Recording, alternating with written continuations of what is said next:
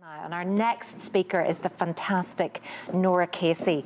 So Nora is a broadcaster, entrepreneur and human rights campaigner. She was formerly a dragon in the popular television series Dragon's Den, and she's also a well-known radio and television personality. Now, the second edition of her book, Spark, was published by Penguin in 2017, and her TEDx talks include The Cure for Grief and The Courage to Leave, and these were her own personal testimonies of domestic violence. Her digital learning platform, which is called Planet Women, seeks to empower women, and much of Nora's life is devoted to mentoring SMEs and female founders globally. Her work, if you want to go on after this, because you have to stay right here, right now, can be viewed at norahcasey.com. Yes, Nora is absolutely fabulous, and she is also a global ambassador for Vital Voices, which we will hear more about later. But first, from Dublin this morning, I am really delighted to welcome my good friend Nora. Nora's talk for us today is titled Women Rising, Surviving and Thriving Through the Pandemic. So Nora, take it away and we'll chat shortly. Thank you so much, Roseanne. I'm delighted to be joining you virtually from Dublin. I've been spending the last 48 hours in the US. I think the journalism in me I'm a total junkie when it comes to elections. I have to pull all-nighters and watching every state. So I was so delighted to take a break from it today. But hopefully it's a new day for a new president. Fingers crossed today. Lovely listening to you earlier on, by the way, and I really enjoyed that chat. Roseanne and Sarah doing a great job there. And when we started talking about doing an All-Ireland conference for women, I think I tweeted out something about women without borders, but I truly believe that in an age when we're talking about divisions and perhaps even divisions within the island of Ireland, it's so wonderful that women reach across all kinds of different tentacles and borders to make sure that they're working together.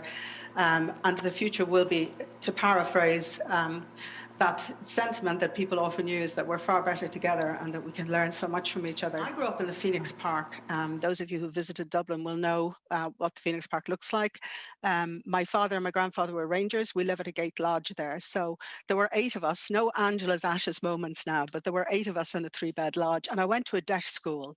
In the Republic of Ireland, DEIS schools are schools that get extra government funding because they're in socially disadvantaged areas. And to put it into context, when I go back to visit that school, they have some pictures on the wall, myself and the former Taoiseach Joan Burton, listed as, you know, young girls who did very well in life. I'm no spring chicken and she isn't either. So I always think that it's tragic that we don't see more pictures on that wall. And I only say that because the chances of somebody like me growing up in that environment, an amazing family, fantastic back door, but the chances of me doing what I did in my life is pretty remote. I would never have said as a young girl that I wanted to be a businesswoman. I'd never met one. I didn't even know what a businesswoman was. At that time in Ireland, our screens were full of men, politicians, men in power, men in public life. The newspapers were full of men in business. The concept or the idea of me going off and running businesses and owning businesses and being an investor was completely alien. So, of course, like lots of young girls at the time, my father would issue a mantra around the bank, the civil service, or the nursing. And I come from a long line of nurses, my mother and my aunt, and some uncles, in fact, and some grandparents. So, of course, I went to Scotland to train as a nurse at 17. And the reason why I think it's important to say that from the outset is that anyone who starts off in life to do nursing is not starting off in life to rule the world. That was not my motivation starting off. My motivation was to try and make a difference, and to try and make a difference in quite a small way, as in helping people in all kinds of different environments and healthcare settings. I stayed in nursing for 5 years. I transitioned into journalism, from angel to Rottweiler, as my dad told me at the time. But I really did enjoy journalism. It's a great foundation for me in my life, that I feel that my communication skills and my written skills in particular have helped me in all kinds of different ways. When I finished journalism print training, I went on to do broadcasting with Ealing College for 2 years. And so my 20s was quite a busy time for me. I was working between LBC, Sky News, BBC, holding down a full-time job in print. And then, of course, by the time I was 30, I became CEO, realized I was a disaster at it, and went off to Ashridge Management College to study strategic management. Still, my lifelong skill is probably the ability to climb up on the mountain away from the valley, which we're all in at the moment because of the day-to-day trials and tribulations of the pandemic. But, getting ourselves up on that mountain and looking into the future, not just in our, business life and our professional careers, but also ourselves personally. It helps us to get through. Setting a sat nav is so important to get you through the day-to-day drudgery sometimes that we're all going through at the moment, especially the anxiety and the stress. So I'd like to say to you that me, myself, I'm the sum of all those parts. I'm a hybrid. I'm a nurse. Of course, I am a journalist and always interested in it. I'm a businesswoman. But I think, if I'm being honest, it's not what I've done in my life. It's what life has done to me that really has defined me. So although I read these things about myself, I hardly recognize them, because I feel that almost everything that has happened to me in my life to date has been because of things that happened to me. And I'll tell you a little bit more about that in a minute. Let's start globally and women in leadership in the pandemic. So, you're so busy. Roseanne mentioned it actually in her opening remarks. But the one thing that's shone through the whole of the last few months is that countries where women are leaders have done far better than countries where there are male leaders. Not just something that you're reading in the newspapers, but actually the subject of a huge study back in August between the University of Liverpool and the University of Reading, where they looked at about 164 countries. As you might expect, only 10% of those countries were run by women. But what they found extraordinarily is that the infection rates were lower and the fatality rates were lower. So it begs the question then, and by the way, they compared like with like. So people said, well, there could have been demographic issues or socioeconomic issues in those countries. But actually they looked at, Angela Merkel in Germany versus France. They looked at issues around Finland versus Sweden. They looked at issues in Taiwan. That's done phenomenally well with a woman leader versus Singapore and Hong Kong. And of course, everybody knows Jacinda Ardern, who kind of has led the world in terms of women ambassadors and how to be a great leader. It got me thinking about why that is, and there's been lots of speculation about that. I often go back to what Christine Lagarde talked about way back in the recession and the banks and the collapse of the banks. She said, if we had more Lehman sisters than Lehman brothers, we might not be in this economic crisis. Now, what she meant by that is, I suppose, that women are risk averse. But on the anniversary of those comments, she recently enhanced them, and she started talking about, why did I say that? I said that because women have a sense, in times of crisis in particular, women have a sense of pragmatism, of composure. They're grounded. They have a sense of responsibility. What I feel myself is that Jacinda Ardern in particular, you could see her there with her baby. She understood what life was like, very grounded in what was happening in people's homes. And the other thing that I think women are great at, especially mothers, we've been persuading small people and very big people in our lives to do things without necessarily using sticks. I think we have, without any behavioral science degrees, I think we have an innate ability to try and persuade people to do the right thing and to show them the right way and outline perhaps the benefits of it. So here we are in a great position where the whole world suddenly is saying, women leaders, they're doing really well in the pandemic. But let's look at the flip side of that. In the pandemic, we've also been talking about the she-cession, the recession, which particularly impacts women. Not a myth. Lots of studies have got into that, and one in particular looked at the loss of women's jobs between February and May. 11.5 million women lost their jobs compared to 9 million men. So you can look at that and say, is the pandemic, rolling back all those years of progress for women? In some ways, it is. Women have been more impacted, certainly in the socioeconomic sphere, than men. Now, on the one hand, women are often last into the C-suite, last into the executive positions. So if jobs are being culled, they're probably among the first to go. Secondly, there's a lot of evidence that women, the corporate sector in particular, often have what's deemed in business terms softer jobs, incredibly important jobs, but jobs that perhaps businesses feel are not necessarily their priority during the pandemic. It could be in areas like HR or in marketing or in PR or in promotions. That's a second reason. But let's go on to the third reason, and that's where women themselves choose not to stay in the economy. So in all of my life, I have been saying working from home will be a game changer for women. It will be fantastic and wonderful if only employers would understand that flexibility, particularly in terms of childcare, would be revolutionary for women. So here we are. It should be all our Christmases come at once. We should be delighted that working from home is finally here. And yet what we're finding, again, not just from my supposition and what I'm observing, what we're finding is actually working from home isn't the dream that we all thought it might be. First of all, when you have women and men and children all working from home at the same time, it doesn't lead to the most harmonious homes. There's evidence that conflict within the family escalates during the pandemic when people are all in the home for long periods of time.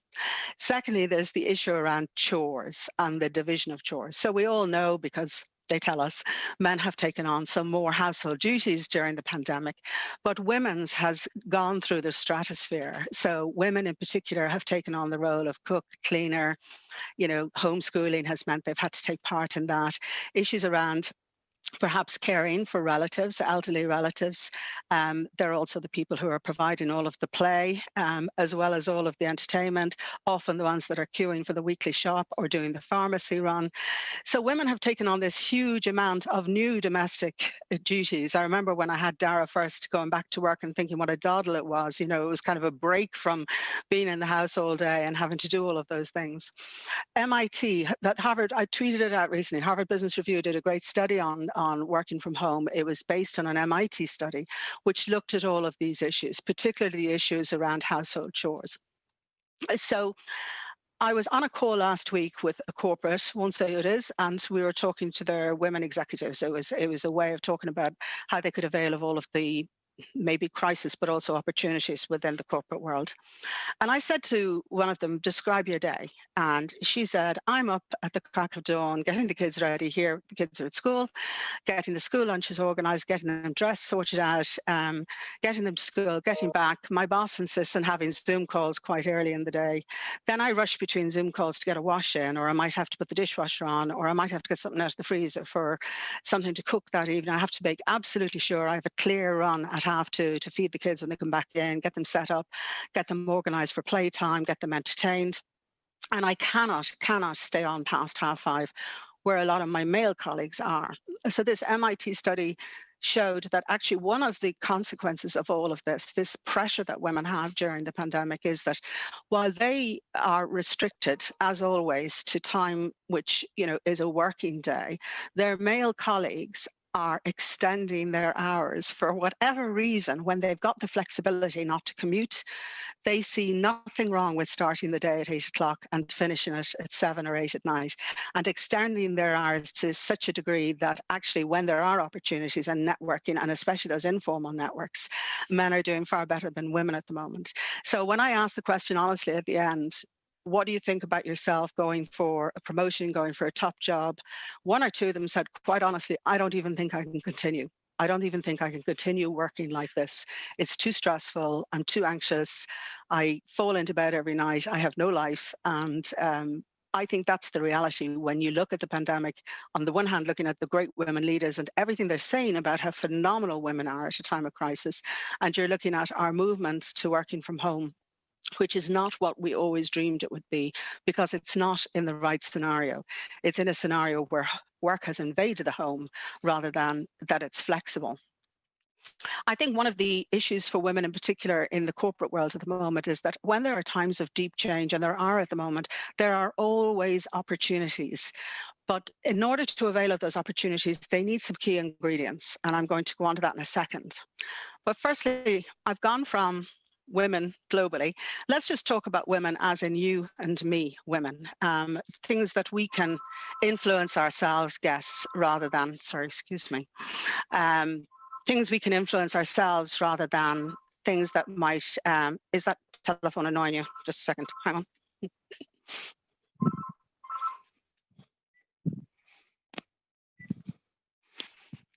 So, sorry about that.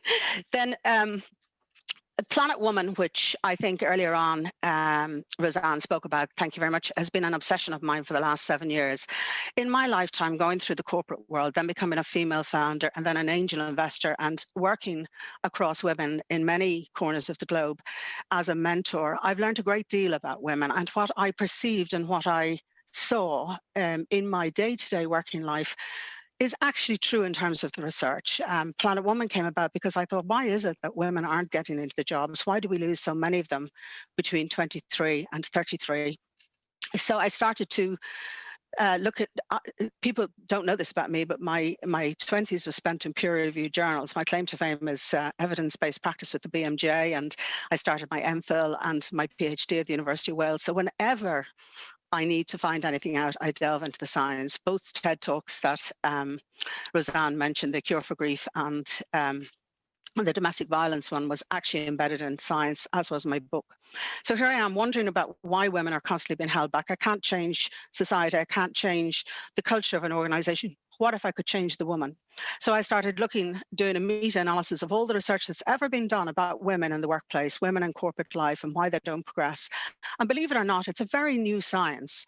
You know, if I was to pile up here all of the research, it would hardly fill the room. And that's why some days you read one thing about women being held back for a particular reason and maybe an argument against it the next day. So it's new. It's an emerging science. What I have discovered, though, which is incontroversial, it's been studied time and time again, is that there are some behaviors which we see in women, and I'm not saying that every woman watching today will have those behaviors, but there are behaviors generally accepted as being particular to women. So for one thing, women don't ask for a raise as often as men do. And when men do ask for a raise, they ask for 4 times more than the woman does. So let's move back and say, when women do finally walk into the door of the boss to say, can I have a salary increase, what do they ask for? Women at a comparable level to their male colleagues ask for 30% less. These are studies that have been done time again, and not just one study, multiple studies that have reaffirmed this. Women don't share their opinions publicly, especially when they're a solo woman in a large group. I feel that myself as being the only woman in the boardrooms of where I worked in London. I was the only female CEO of 42. I found it very hard to speak up in a room full of men. Interestingly, the research shows that the more women in the room, when you get to the magic 1/3, it's more comfortable for women to speak. Women predict that they will often do worse in tests than they do. There's multiple studies that show women in college, coming out of university, women who are going for jobs, and when they're asked in advance how they think they've done, they always predict that they are worse than what men do. The interesting thing about that is that men overpredict. So it tends to be the case that men predicts that they will do far better in tests than they actually do. You all know the Hewlett-Packard study, which is ancient, decades old now, but replicated a million times, that when women only go for jobs when they feel they're 110, 120% ready, whereas men throw their hat in the ring at 80%. That's a fundamental truth. Women like to know that they've got all those skills ticked off. They like to be perfect and do their homework before they go for that job. They always feel they're not ready for that promotion. They always, uniquely, women do lists of pros and cons. So if I'm mentoring a woman about whether or not she should go for the raise or go for the top job, she will spend endless hours deciding whether or not it will impact home life, her ability to look after the children, how her colleagues will feel about her if she goes for the job, whether she won't get it, and then people will ridicule her. There's lots of voices always inside the heads of women telling them why not to do something. They often apologize for things that are not their fault. Amy Schumer did a very funny sketch after this. You should Google it. It's very funny, about women apologizing on stage, very eminent women. They often take criticism personally. So that's not something that's like it's a behavior, but it's also something that's embedded in science. And I won't go into the geeky stuff, but there is a reason why women take criticism personally. And often, at the moment, I mention a man who's mentioned a woman, and he can't understand why she's still dwelling on something that happened months ago. So women uniquely ruminate, and they will dwell on things for quite a long time. They don't let them go. By the way, a phenomenal skill. When it goes back to the Lehman Sisters comment, women are very, very good at learning from failure. All the things that us bosses claim we do, women do far better. They like raking over the coals. They like to know what went wrong. They like to know how they can learn from that. Whereas men, in my experience in boardrooms, just want to dust their hands and say, stop talking about it, Nora, let's move on. We don't need to go back there. I think that this issue of underestimating their abilities is the one that perhaps is fundamental to the key to finding out how we can help women to move on. For me, I've said all along that it's confidence, not competence for women, always confidence. And the great thing about confidence is that there is a fix. You know, as a woman out there, if you're listening to me, then, you know, I would say to you, the key to your future is plasticity. if you do something once, it's far easier to do it a second time. I was in a taxi the other day and the man spoke endlessly about how he had to give a speech at his son's wedding earlier this year before COVID, and he stressed so much and on the day drank so much whiskey and so much Guinness that he blundered through the whole thing. And he said, it was the worst day of my life. I just felt I left my son down. And I'm just finishing and getting out. And I said, I'm so sorry to hear that, but I bet it was a great day. He said, well, do you know what? My daughter got married 4 weeks ago and I made a great speech. That's plasticity, that he learned so much from the first one. You do it the second time. It's not as easy, though. I often hear people, and particularly if you've ever been to one of those guru talks where people get you to sing and to chant and to put your hands in the air. I'm not great at that. I don't think it's a woman-friendly kind of an activity. I think if you really want women to change or to help a woman to change, you have to delve quite deep into her mind to trigger a change in that mindset. And that's not about doing rah-rah on stage. It's really about talking about something that will resonate deeply with her. So there's 4 things, if you're listening to me, that you need to do. If you want to get over all of those things I've just spoken about, those behavioral trends, there needs to be a trigger. You absolutely have to get to the moment where you really want to do that job, start that business, go for that raise, ask for that new project. There has to be a trigger that makes you want to do it. Secondly, I think the ideal for a woman is translating that thought into action, not just thinking about it, ruminating about it, but actually saying the right time is right now. I'm going to do it now. I think deep inside you, you have to believe that you can achieve it. You have to silence those voices. You have to really, really believe that you can achieve what it is you're setting out to do. And the 4th one is the desire that you have to reach that goal. It has to be far stronger than the fear that you feel about not reaching that goal. 4 ideal scenarios that you need to get to. But happily, there is a way of doing it. I wanted to switch from that to talk about mentorship because it's part of my life. I've been mentoring all my life, but really when I started working with Vital Voices, I truly understand the value of mentoring now. We've been talking to groups of women that I've been working with, female founders mainly across the world, in Ethiopia and Brussels, here in Ireland. When I asked them what's the one thing that helped them to get their businesses through the pandemic, they said mentorship. And the reason they say that is I grew up in a world where there was no mentorship, and so many women have no mentorship. And by the way, what's worse than no mentorship? Having a bad mentor. One of the women the other day is a phenomenal educationalist in Germany. She said that at one point she had a mentor who actively advised her not to go for a job because she was pregnant. So you don't want a bad mentor. Mentors help you to believe in yourself when you don't, which is great. All of those things I spoke about, confidence, this ability to see into the future, to desire something so much that you do a call to action in your brain. How do you get that? How do you get that into your head? How do you get to that place? By having a great woman mentor next to you. I say a woman mentor because, of course, men, if I was to say anything about mentorship in my life, it would be 2 men. And even then, it was a conversation. It wasn't mentorship. Women mentoring women is a pretty magic ingredient if you get the match right. Because the other thing that, of course, you can learn from a mentor is not just the wisdom and experience of their lifetime and what they've achieved, but also sharing their stories. Because the one way that helps young women and women who are coming back into the workplace or who are deciding to progress in the career ladder is learning about a woman who's got there already. I mean, it's the most powerful form of storytelling, the most powerful form of teaching that you can find. And so the ability to sit with a woman who's already been somewhere that you want to be is just fantastic learning on a one-to-one.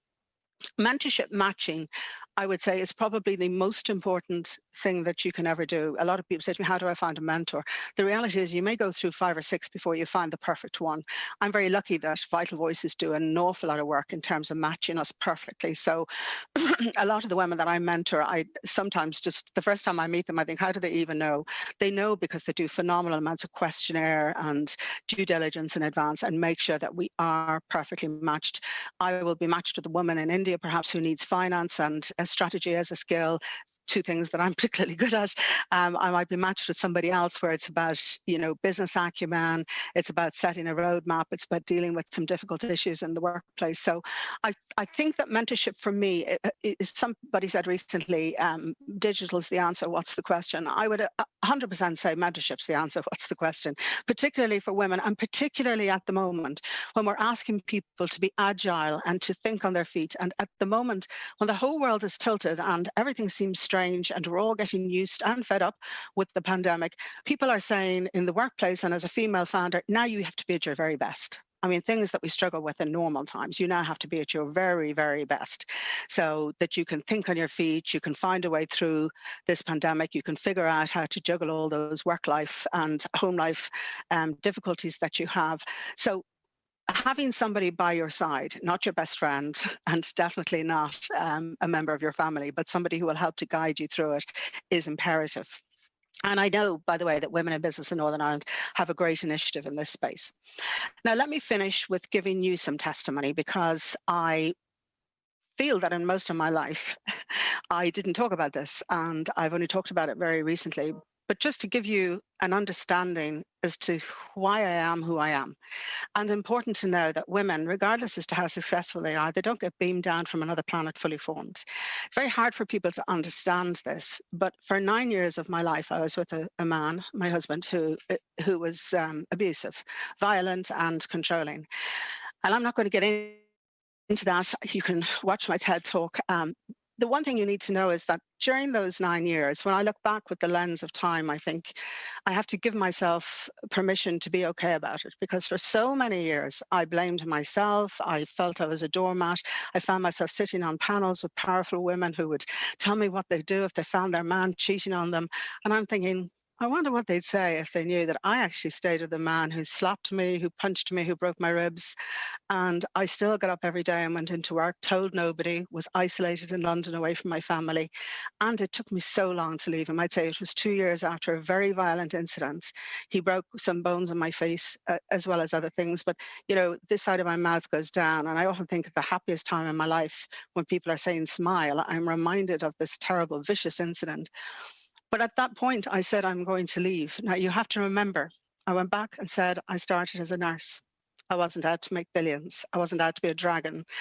And here I am in an abusive and controlling relationship with somebody far older than me, very successful, very wealthy, very sophisticated. And I can't get out of this relationship, and I'm away from everybody.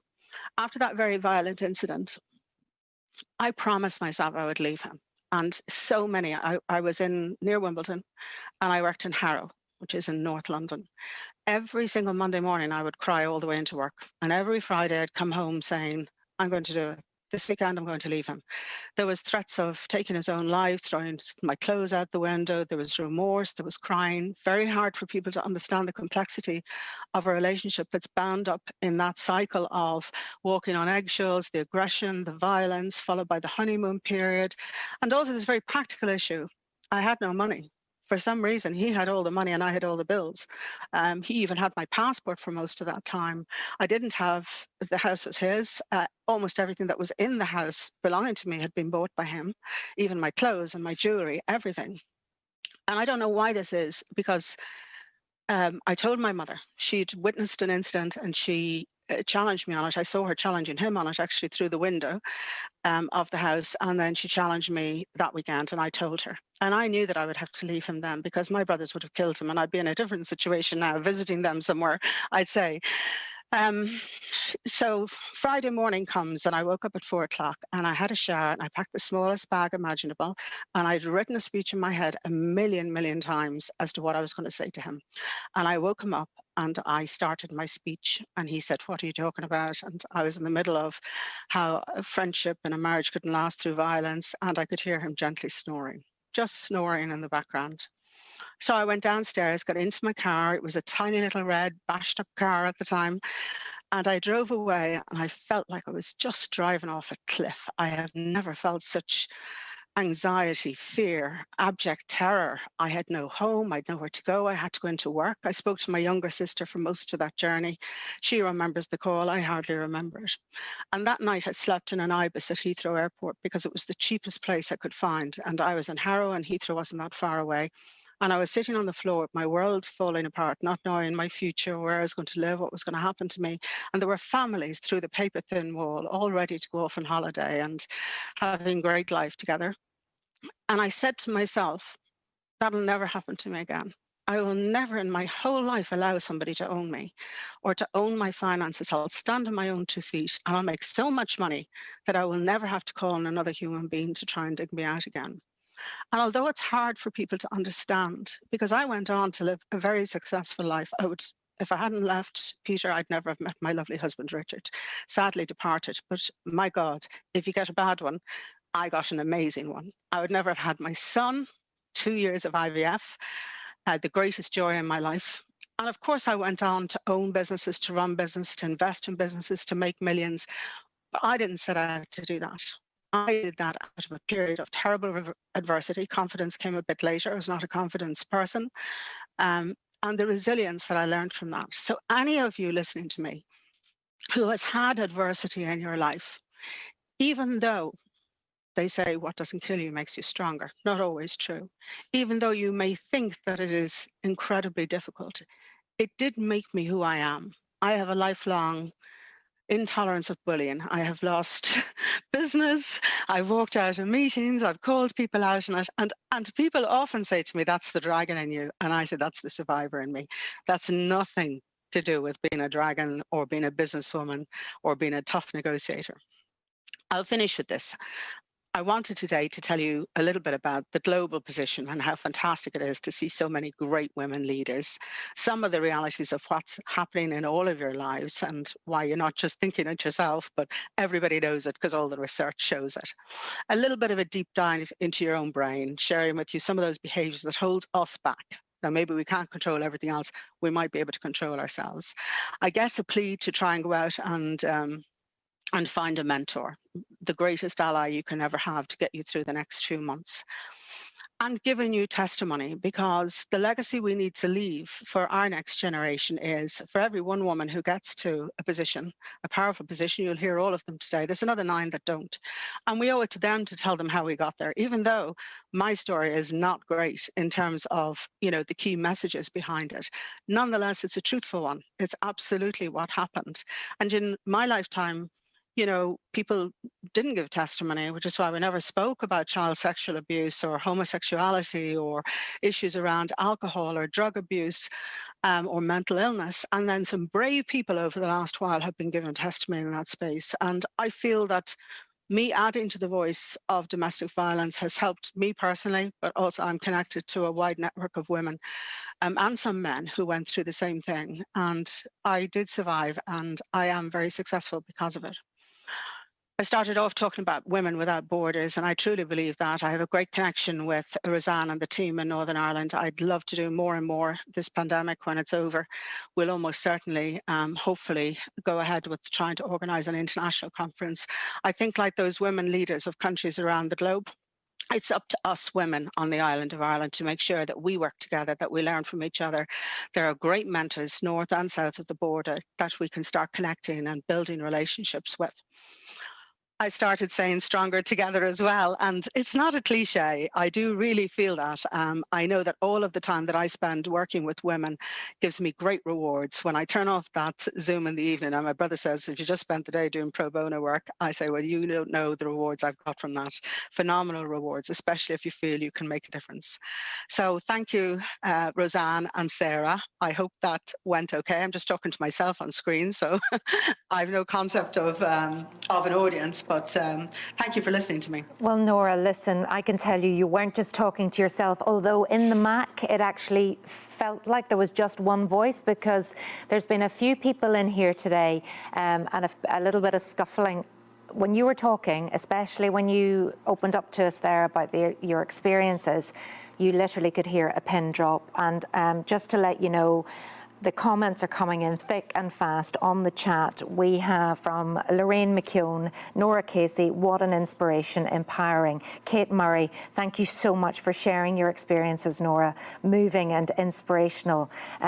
We've got Gemma Louise Bond, what an amazing story, so open and honest. Deirdre Watson, very inspiring, Nora, a brave and amazing woman. Glynis Hobson, what an honest, inspirational lady. Somebody mentioned there this conference is so timely. Neve Shields, wow, love the authenticity. Thanks, Nora. Honestly, I could go on and on and on. And while you're here, I know there are some questions that our audience, 500 plus tuning in today, would really like to put to you. But I know Roseanne has been waiting here and she's itching to ask you a few things as well.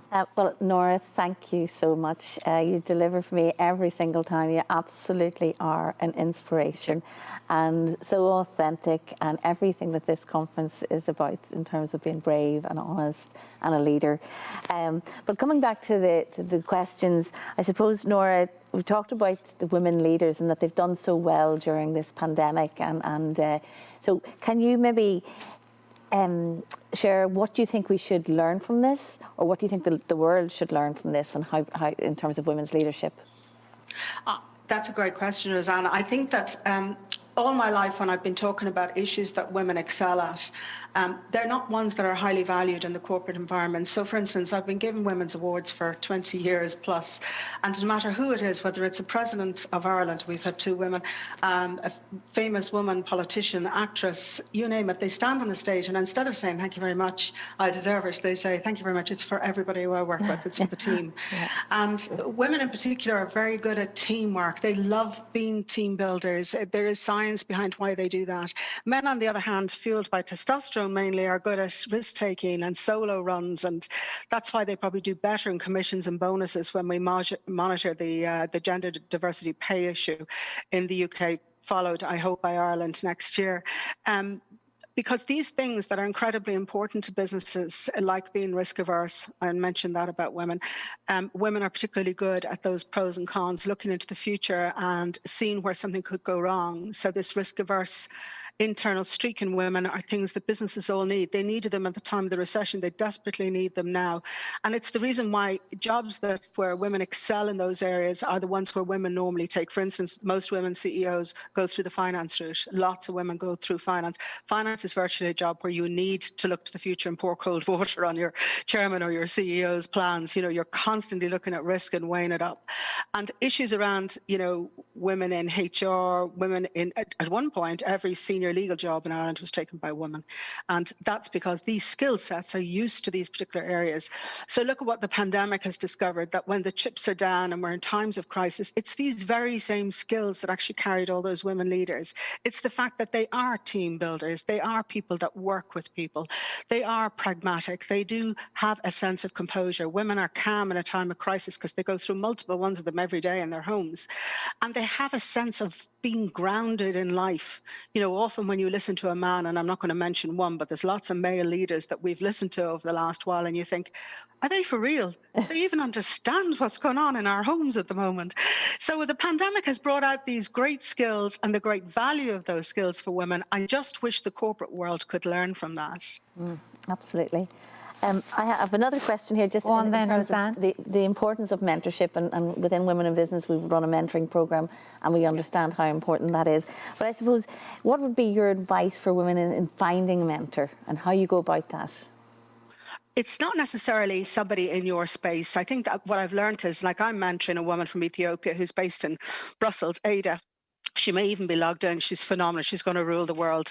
She runs a regulatory business it was really in the oil industry, but she's moved to Sustainable Development Goals, SDGs, now in the pandemic. And who would have thought, like, you know, I would never have said, and probably Ada wouldn't either, do you know who I need now is a big magazine publisher, media mogul, to talk to me. But we are a perfect fit because it's the skill set rather than the area. So a lot of women will say, oh, I sell children's clothing on the high street. I need to find somebody who sells children's clothing on the high street that's further advanced than me. That's probably not what you need. It's probably a little moment of self-audit. What am I good at? What am I not good at? And what are the things I really need right now? in order to get me through the next few months, the next year. And then going out on LinkedIn through your network, actually, Roseanne, Vital Voices have some areas of give and get as well. And trying to find that match, somebody that will be willing to give you that time, and making sure that you have a bit of a contract drawn up so that there's a time period. It doesn't go on forever. You don't talk for 4 hours. You have slots every week. There's an agreed period of work that you're going to achieve during the time that you're together. I definitely think it's about being proactive and about finding the match that works for you.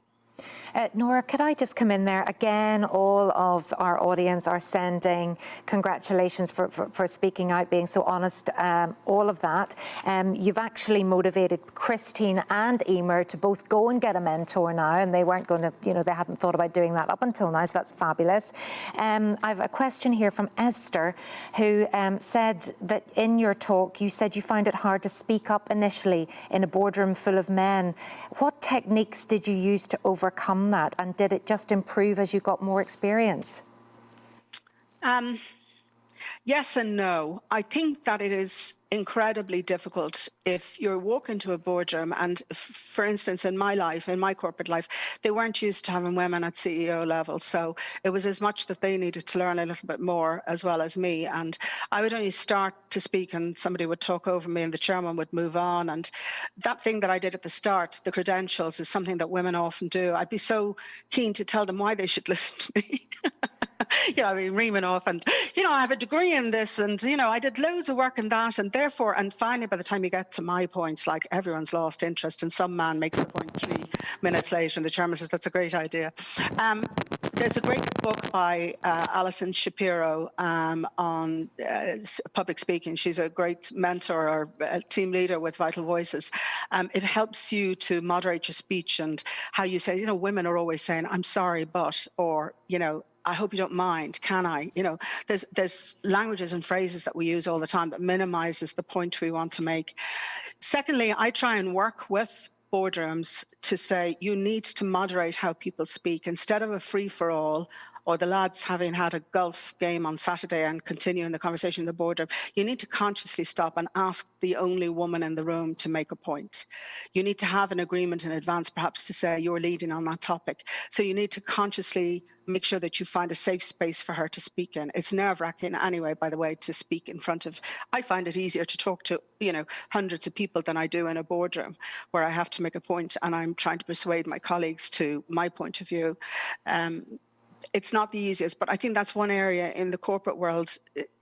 A lot of businesses are feeling that corporate pain, as they call it, of bringing in as many women and men as straight out of college. And often the women are more qualified with their university degrees than the young men are, and then losing them before they're 33. And if women find, we called it Planet Woman, by the way, because we felt that women often felt they were on a different planet. That's how they described it. And it was only a working title and it stuck.